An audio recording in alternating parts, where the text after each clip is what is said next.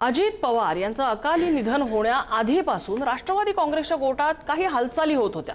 दादांच्या जाण्यानं काही गोष्टींची चक्र उलटी फिरली आणि महाराष्ट्रानं एक मोठं राजकीय नाट्य पाहिलं। पण हे सगळं मागे सारत आज पुन्हा पवार कुटुंबाला एकत्र येण्याची संधी आहे। ती आहे शरद पवार यांच्या पुण्यातल्या घरी मोदी बागेत। शरद पवारांच्या तब्येतीबाबत सुरू असलेल्या उलटसुलट अफवांनंतर स्वतः शरद पवारांनी आपल्या परिवारासाठी हे स्नेहभोजन आयोजित केलंय। दादांच्या जाण्याला 3 महिने पूर्ण होत आहेत। तपास अजूनही ठोस निर्णयापर्यंत पोहोचलेला नाहीये आणि त्यानंतर राष्ट्रवादीच्या विलीनीकरणाच्या फिसकटलेल्या चर्चा, दोन्ही राष्ट्रवादी दिसलेली थोडीशी कटुता, मात्र ती कटुता मागे सारत बारामती पोटनिवडणुकीत एकत्र दिसलेलं संपूर्ण पवार कुटुंब, त्यानंतर रोहित पवार यांचं पवार विरुद्ध पवार असं निवडणुकीबाबतचं मोठं वक्तव्य, अशा अनेक घडामोडी रोलर कोस्टर सारख्या घडत गेलेल्या आहेत। आणि त्या पार्श्वभूमीवर पवार कुटुंबाच्या या स्नेहभोजनाला राजकीय किनार नक्की आहे। स्नेहभोजनापूर्वी पवार कुटुंबाची बैठक होणार असल्याचंही कळतंय।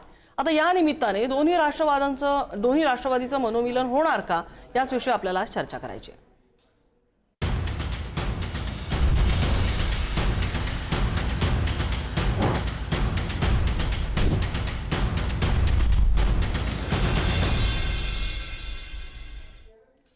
आणि या संदर्भातल्या चर्चेत आपल्यासोबत सहभागी होत आहेत विकास लवांडे, शरद पवार यांच्या राष्ट्रवादीचे प्रवक्ते आहेत। आमच्या मल्टीमीडिया संपादक मृणालिनी नानिवडेकर आपल्यासोबत आहेत आणि आपल्यासोबत आहेत राजकीय विश्लेषक महेश म्हात्रे। मी सुरुवातीला जाईन विकास लवांडे यांच्याकडे। लवांडेजी, दरवेळेला अशा स्नेहभोजनाबद्दल किंवा पवार कुटुंबाच्या एकत्र दिसण्याबद्दल जेव्हा चर्चा होते तेव्हा तुमच्या पक्षाकडनं सांगितलं जातं किंवा अजित पवारांच्या पक्षाकडूनही सांगितलं जातं की कुटुंब आहे, एकत्र येणारच। पण पवार कुटुंब आता एकत्र येणं हे फक्त कौटुंबिक राहिलेलं नाहीये, हे सगळ्यांना मान्य करावंच लागेल। त्यामुळे आजची जी बैठक, आजचं जे स्नेहभोजन आहे, त्यापूर्वी होऊ घातलेली बैठक, या सगळ्याकडे राजकीय दृष्टीने पाहिलं जाणारच आहे। विकासजी, कुठल्या घटनेकडे कोणी कसं पाहायचं हा ज्याचा ज्याचा दृष्टिकोन असतो।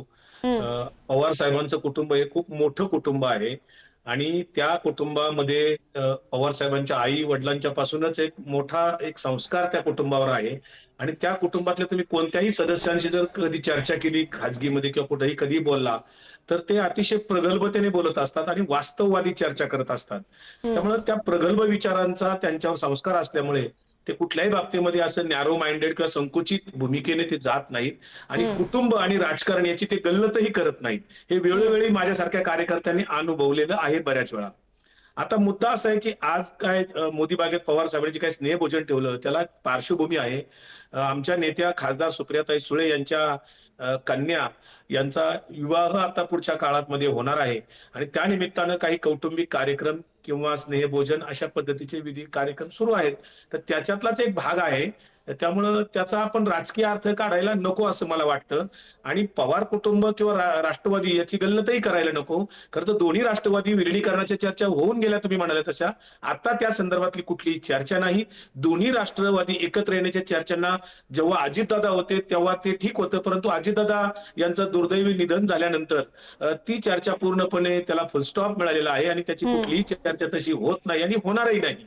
त्यामुळे याला राजकीय रंग या स्नेहभोजनाला आपण देऊ नये असं मला वाटतं।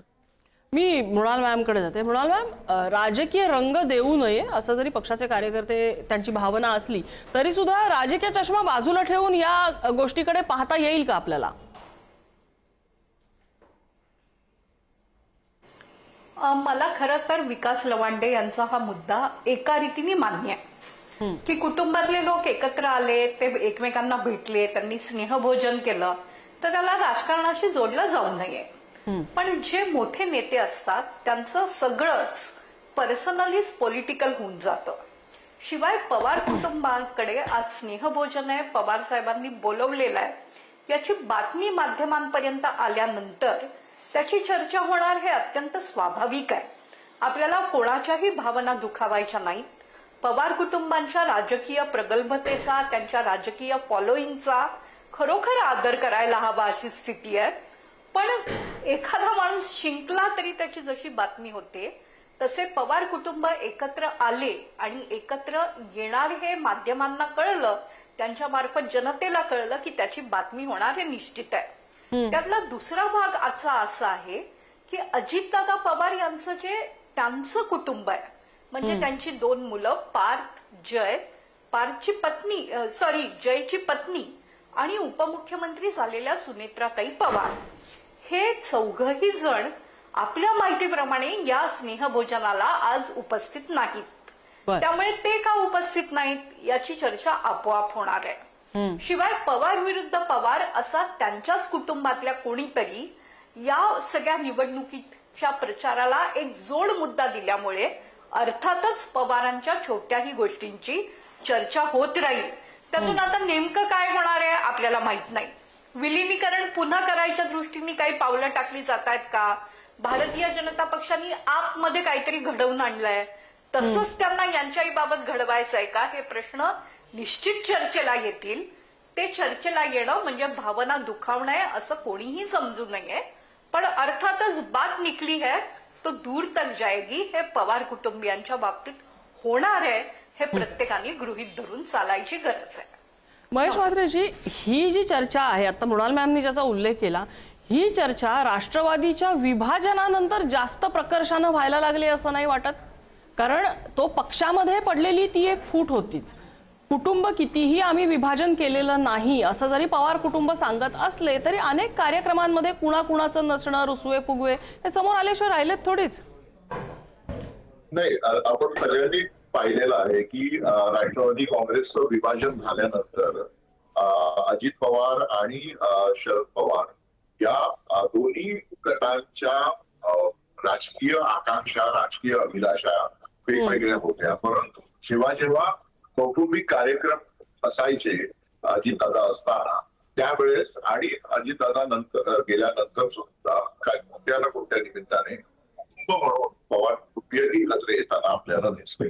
याआधी वारंवार आपण सगळ्यांनी जाणून घेतलेलं आहे की महाराष्ट्राच्या राजकारणात दोन कुटुंबांच्या राजकारणाकडे, त्यांच्या व्यक्तिगत जीवनाकडे मराठी लोकांचं खूप प्रेमाने किंवा उत्सुकतेने लक्ष लागून राहिल्यानंतर हे दोन कुटुंब म्हणजे मुंबईतील ठाकरे कुटुंबीय आणि बारामतीमधील पवार कुटुंबीय. तर या दोन्ही कुटुंबियांच्या एकूण जगण्याकडे, त्यांच्या एकूण वागण्याकडे सर्वसामान्य मराठी माणूस आवर्जून बघत असतो. आणि त्यामुळे त्यांच्या जीवनामध्ये ज्या घडामोडी होतात, म्हणजे आता जसं राष्ट्रवादीच्या प्रवक्त्यांनी सांगितलं की सुप्रिया सुळे यांच्या मुलीचं लग्न आहे आणि त्या निमित्ताने हे सगळं एकत्र येण्याचा हा कार्यक्रम आहे, स्नेहभोजनाचा कार्यक्रम आहे.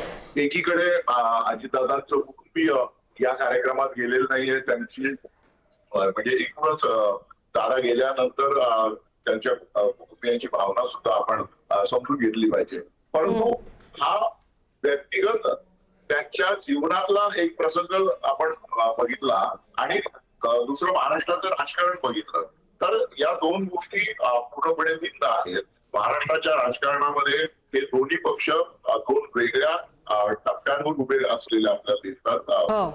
सुनेत्राताई या महायुतीच्या सरकारमध्ये सामील आहेत आणि महाविकास आघाडीच्या संपूर्ण नेतृत्वात शरद पवारांच्या नेतृत्वामध्ये महाविकास आघाडीचं काम करत असेल आपल्याला पाहिजे. त्यामुळे हे दोन जे वेगवेगळे मतप्रवाह आहेत, हे मतप्रवाह एकीकडे आणि कुटुंब म्हणून पवारांचं स्नेहभोजन असेल किंवा एकत्र येणं हे वेगळं आहे. त्यामुळे मला स्वतःला असं वाटतं की आपण हे दोन वेगळे विषय आहेत, ते दोन वेगळे विषय ठेवले तर या विषयावर बोलणं सोपं जाईल किंवा त्याचं अनालिसिस करणं सोपं. पण म्हणजे मला अजूनही प्रश्न तोच आहे की हे दोन विषय सेपरेट कसे करता येतील? कारण राष्ट्रवादी पक्ष हाच त्या पवार नावाभोवती फिरतो. पवार कुटुंबातले अनेक जण त्या पक्षावरती आपला स्ट्रॉंग होल्ड करून आहेत आणि पवार कुटुंबाभोवती या पक्षाचं राजकारण चालतं. त्यामुळे वेगळं करून कसं चालेल हा मला अजूनही पडलेला प्रश्न आहे. अर्थात चर्चेत आपण येऊ त्याकडे. मला विकास लवांडेंकडे पुन्हा एकदा यायचंय. विकास लवांडेंची तर मृणाल मॅमनी सांगितलं की अजित पवार यांच्या कुटुंबातल्या 14 जणांपैकी कुणीही या स्नेहभोजनाला येत नाही. अशी माहिती कळते की जय पवार परदेशामध्ये आहेत म्हणून ते येणार नाहीत. पण सुनेत्रा पवार इथे पुण्या शेजारच्या मुंबईत असताना त्या येत नाहीत. पार्थ पवार येत नाहीत. याचा अर्थ काय घ्यायचा? म्हणजे या गोष्टीची चर्चा होणारच आहे. आणि दुसरी गोष्ट म्हणजे अशीही एक कुणकुण लागली आहे की ते पवार विरुद्ध पवार जे वक्तव्य होतं, ज्याचाही मृणाल मॅमनी उल्लेख केला, रोहित पवारांनी, जर मी चुकत नसेल तर त्यांचं हे वक्तव्य होतं, त्या वक्तव्याबद्दल शरद पवार नाराज असल्याचं कळतंय. हे बघा, पवार विरुद्ध पवार हे काय नवीन नाहीये. मागची जी लोकसभेची निवडणूक किंवा विधानसभेची निवडणूक आपण जर पाहिली तर पवार विरुद्ध पवार झालेली आहे ना.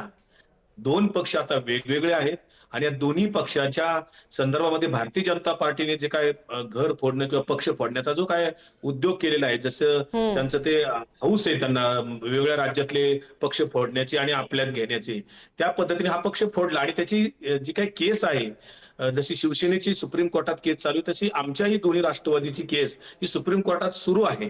त्यामुळे याला पवार विरुद्ध पवार आता झालेला ते काही नवीन नाही, पहिल्यांदा प्रयोग होत नाही. ते 2 वेळा निवडणुका त्याच्या होऊन गेलेल्या आहेत. राहिला प्रश्न त्यांच्या आता स्नेहभोजनाला कोण येणार आहे कोण आहे. मला असं वाटत नाही की त्यांनी काही प्रेस नोट काढली पवार साहेबांनी आणि कोण येणार आहे, कोणाला निमंत्रण दिलं होतं, काय होणार आहे, कसं होणार आहे, ह्या काय सूत्रांच्या हवाल्याने जे काय तुमच्याकडनं माध्यमातून ज्या बातम्या कळतायत त्याच्यावर आपण कशी उलटी पालटी सुलटी कशी आपण चर्चा करू शकतो. परंतु तिथे कोण येणार आहे कोण नाही, आता संध्याकाळी खरं तर 6 वाजता सगळेजण येणार आहेत आणि 6च्या नंतर आता तिथे कोण येणार आहे कोण नाही आपल्याला माहित नाहीये. त्यांचा कौटुंबिक विषय आहे, त्याची काही जगजाहीर चर्चा मला नाही वाटत होईल. पण 6 नंतर आता कोण येणार आहे कोण नाही आपल्याला कळू शकेल. आणि त्यांचा तो कौटुंबिक विषय असल्यामुळे त्याला राजकीय रंग खरंच आपण देऊ नये. पवार साहेब हे फार मोठे नेते आहेत आणि प्रगल्भ विचार करतात, पुरोगामी विचार करतात. त्याच्यामुळे या गोष्टी जर का राजकीय काय असतील तर त्याला स्नेहभोजनाचं रूप ते कशाला देतील आणि जग जाहीर मीडियाला सांगून कशाला चर्चा करतील ते. बरं, मृणाल मॅम, तुम्ही जसं सांगताय तसं जर अजित पवार यांच्या कुटुंबातले 4ही जण या स्नेहभोजनाला अनुपस्थित असतील, जसं आता विकास लवांडे म्हणाले की कुणाला निमंत्रणे गेलेत कुणाला नाही हे आपल्याला काय माहिती, तर ती सुद्धा शक्यता असू शकते का अनुपस्थिती मागे? मला एकतर खरोखर माझ्याही कुतूहलाचा विषय आहे की पवार कुटुंब एकमेकांना भेटतात ही बातमी माध्यमांपर्यंत आली कशी काय. ती मुद्दामून कोणीतरी पुरवली गेली की कोणाच्या तरी फेसबुकमध्ये कोणीतरी लिहिलं होतं आम्ही एकमेकांना भेटणार आहोत, त्याची आपण माध्यम म्हणून बातमी केली. मला मान्य आहे की यावर विचार व्हायला पाहिजे.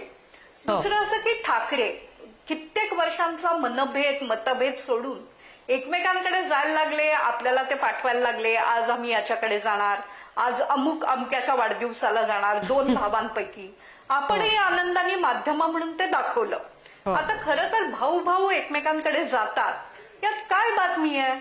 पण जर एकमेकांपासून दुरावलेले राजकारणातले भाऊ एकमेकांकडे गेले तर ती बातमी होते, लोकांना ती वाचायला बघायला आवडते. तसंच आज पवार साहेबांनी जेव्हा बोलवलेलं आहे तेव्हा सुनेत्रा वहिनींना का जमत नाहीये की त्यामागे काही कारण आहेत याची निश्चित चर्चा होणार आहे. एक नम्रता लक्षात घेतलं पाहिजे की शरद पवार साहेब एका मोठ्या आजारपणातनं बाहेर आलेले आहेत. त्या आजारपणातून बाहेर येऊनही ते लगेच दत्ता मेघे यांचं निधन झालं. त्यांना आवर्जून त्यांच्या कुटुंबियांना भेटायला नागपूरला जाऊन आले.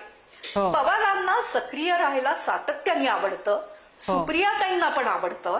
त्यामुळे ते राजकारणातले लोक आहेत, दांडगा जनसंपर्क आहे, त्यांना एकमेकांना भेटणं हे आवश्यक किंवा आपणही एकमेकांना भेटतो हे आपण मान्य करू. पण या बातम्या जर समोर येत असतील आणि त्या पोचवल्या गेल्या असतील तर त्यामागे खरंच नक्की काय आहे. आता आपले वार्ताहर आपल्यापर्यंत अशी बातमी पोचवतायत की काल जय पवार सुनेत्रा पवार ज्या उपमुख्यमंत्री आहेत आणि सुप्रियाताई सुळे एकमेकांना भेटले आणि त्यांची कौटुंबिक विषयावर चर्चा झाली. रेवतीचं लग्न आहे तर निश्चितच कोणाला आमंत्रण पाठवायची हे आपणही कुटुंबातले सदस्य मिळून एकमेकांशी बोलतो, याद्या तपासतो, काही नियोजन करतो. पण या बातम्या ज्या प्रकारचे मनभेद आहेत या कुटुंबामध्ये, आपल्याला आता लवांडेंनी पण मान्य केलं की पवार विरुद्ध पवार ही आता जुनी गोष्ट झाली आहे. त्यामुळे त्यांच्या कोणत्याही गोष्टीकडे बारकाईनं पाहिलं जाणार आहे. हे बघावं का याबद्दल वाद असू शकतो. हे पर्सनल लाईफ मध्ये एन्क्रोचमेंट आहे का हे पण मान्य आहे मला मुद्दा. पण ही गोष्ट बाहेर आल्यानंतर त्याची चर्चा होईल, ती कोणीही टाळू शकत नाही, हेही तितकंच सत्य आहे. मला म्हात्रे सरांना मगाचाच प्रश्न एक्सटेन्शन त्याचा विचारायचा होता. तुम्ही आता सांगितलं पर्सनल लाईफ मधली एन्क्रोचमेंट, मात्र ज्यांचं संपूर्ण कुटुंबच हा पक्ष चालवत आहे, ज्यांचं सगळं कुटुंब हा पक्ष झालेलं आहे, अशा वेळेला पर्सनल आणि पॉलिटिकल असं वेगळं काही त्या कुटुंबात मानणं कसं शक्य आहे? बरोबर आहे आपलं म्हणणं. मी आधीची मांडणी वेगळ्या पद्धतीने यासाठी केली होती की खूप व्यक्तिगत कुठल्या राजकीय नेत्यांच्या विषयामध्ये आपण जायला, परंतु महाराष्ट्राच्या किंवा भारतीय एकूण परिप्रेक्ष्यामधून जेव्हा आपण राजकारणाकडे पाहतो तेव्हा लक्षात येतं की भारतीय समाजमत जे आहे हे भारतीय समाजमत बऱ्यापैकी फ्युडल मेंटॅलिटी, जमीनदार जागीरदार राजे महाराजे या मेंटॅलिटी मधून विकसित झालेलं आहे. त्यामुळे आपण आपल्या देवी देवतांना सुद्धा बघा राजा किंवा राणी अशा अशा प्रकारे शेताला दिसतो. म्हणजे मुंबईतला गणपती हा लालबागचा राजा असतो किंवा अन्य देवीला एखाद्या जर आपल्याला करायचं असेल तर ती राणी म्हणून तिच्याकडे बघितलं जातं. तर एकूणच आपली मानसिकता जी आहे की दैवतीकरणाकडे आपण खूप वेगाने जातो आणि त्या पद्धतीने आपण नेत्यांकडे पाहायला जातो. त्यामुळे बऱ्यापैकी महाराष्ट्राच्या राजकारणामध्ये संपूर्ण म्हणजे त्या विषयावर लिखाण सुद्धा झालेलं आहे की तालुक्यापर्यंत आता आपल्याकडे घराणे शाही घुसलेली आहे. जर आमदार कोणतं एखादी व्यक्ती झाली तर तो लगेचच आपल्या पत्नीला किंवा मुलाला किंवा मुलीला आमदार कसं करता येईल त्या दृष्टीने प्रयत्न करायला सुरुवात करतो. तर ज्यांनी 50 वर्ष महाराष्ट्राच्या राजकारणामध्ये घालवलेली आहेत त्या नेत्यांच्या कुटुंबियांकडे अशा पद्धतीने वारसा येणं त्याबद्दल नवल करायला नको. परंतु कोणत्याही प्रगल्भ लोकशाहीमध्ये अशा पद्धतीने घराणेशाही मान्य केली जात नाही. आपल्याकडे ती मान्य केली जाते. त्यामुळे त्या त्या घराण्याचं प्राबल्य समाज मनावर त्या घराण्याचं गारूड असणं ही म्हणजे आपल्याला पूर्ण राष्ट्रीय पातळीवरच्या सगळ्या नेतेगणांकडे जर आपण बघितलं त्या वेगवेगळ्या राज्यांमधल्या तर आपल्याला मुलायमसिंग यादव यांच्यापासून तर महाराष्ट्रामधील ठाकरे पवार दक्षिणेतल्या सगळ्या स्टॅलिन आणि त्याचे करुणानिधी आणि सगळे या सगळ्या कुटुंबांकडे आपल्याला पाहता येईल की कुटुंब केंद्रित राजकारण हा भारतीय लोकशाहीचं एक वैशिष्ट्य बनलेलं आहे.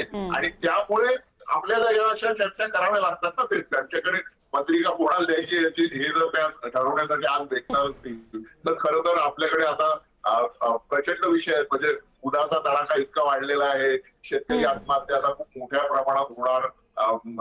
शहरामध्ये अगदी तुम्ही म्हणताय ते अगदी बरोबर आहे. पण ज्याचा तुम्हीच उल्लेख केलात की आपल्याकडे ती कुटुंब केंद्रित राजकारण जे झालेलं आहे. विकास लवांडेजी हा प्रश्न घेऊन मी तुमच्याकडे येते.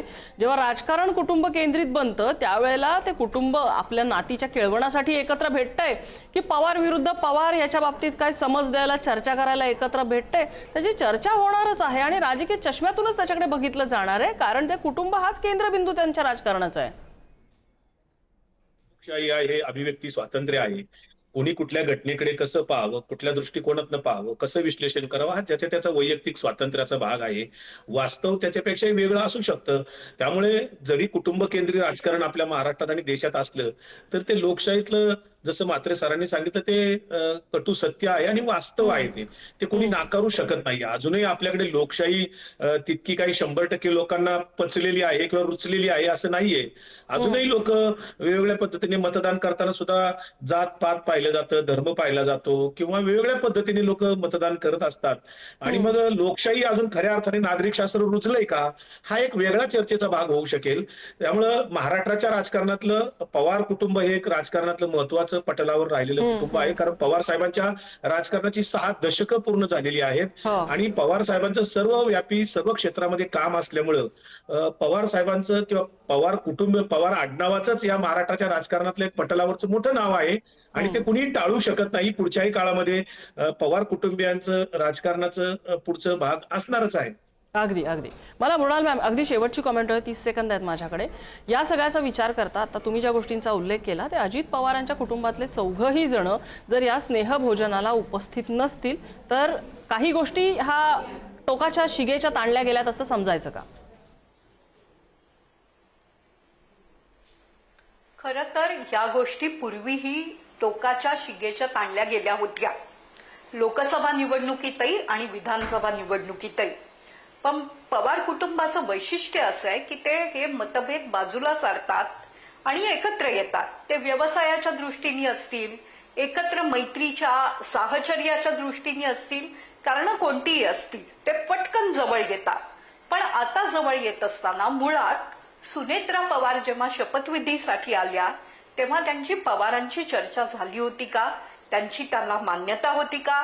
त्या आत्ता निर्णय घेताना आपले सासरे जे महाराष्ट्राच्या राजकारणातले अतिशय महत्वाचे नेते आहेत, भविष्यात राहतील का माहिती नाही, कारण आता या दोन्ही पक्षांना मिळणारा प्रतिसाद सध्या तरी कमी झालेला आहे.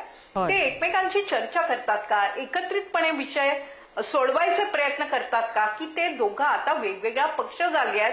हा अतिशय महत्वाचा मुद्दा आहे. मुळात या बातमीचा स्रोत काय आहे आणि पवार साहेबांनी एका महत्वाच्या विषयावर कुटुंबाला एकत्र बोलवलंय, हे जर खरंच असेल तर त्याच्यावर चर्चा होईल. त्याबद्दल आपण माफी पण मागू पवार कुटुंबाची. पण या लोकांची कोणतीही गोष्ट ही पर्सनल असू शकत नाही, हे आदरपूर्वक अगदी. आपण नमूद करू. आणि मग अगदी. त्यात अजितदादा यांच्या शाखेचे कोणीच कसे नाही, श्रीनिवास पवार त्यांचे सख्खे भाऊ आहेत, ते येणार आहेत, मान्य आहेत, याची चर्चा होईल. यापेक्षाही गंभीर विषय आहेत देशासमोर, महाराष्ट्रासमोर. पण पवार कुटुंबात गेल्या काही वर्षात जे जे झालं त्यामुळे हा विषय चर्चेचा होणार आहे. अगदी. त्यातनं काहीतरी चांगलं बाहेर येईल, त्यातनं काहीतरी एकत्र येण्याच्या मनोमिलनाच्या गोष्टी होतील, अशी अपेक्षा बाळगायला हरकत नाही. अगदी. आणि जाता जाता एवढंच सांगावंसं वाटतं, ज्याचा म्हात्रे सरांनी उल्लेख केला की भारतातलं राजकारण हे कुटुंब केंद्रित जर बनतं, कुटुंब आणि त्यांचं पर्सनल लाईफ हे वेगळं ठेवावं मान्य आहे, पण कुटुंब केंद्रित राजकारण जिथे असतं तिथे त्या कुटुंबामधली प्रत्येक घडामोड ही राजकारणाशी त्याचमुळे जोडलेली असते. हे राजकीय पक्षांनी सुद्धा लक्षात ठेवावं. आणि आम्ही माध्यमं ज्या वेळेला त्याची चर्चा करतो, बातम्या करतो, तेव्हा त्यांनीही तो भाग समजून घेतला पाहिजे. या चर्चेसाठी सगळ्या मान्यवरांनी आम्हाला वेळ दिला. सगळ्यांचे आभार. आजचा धुळा इथेच थांबतोय.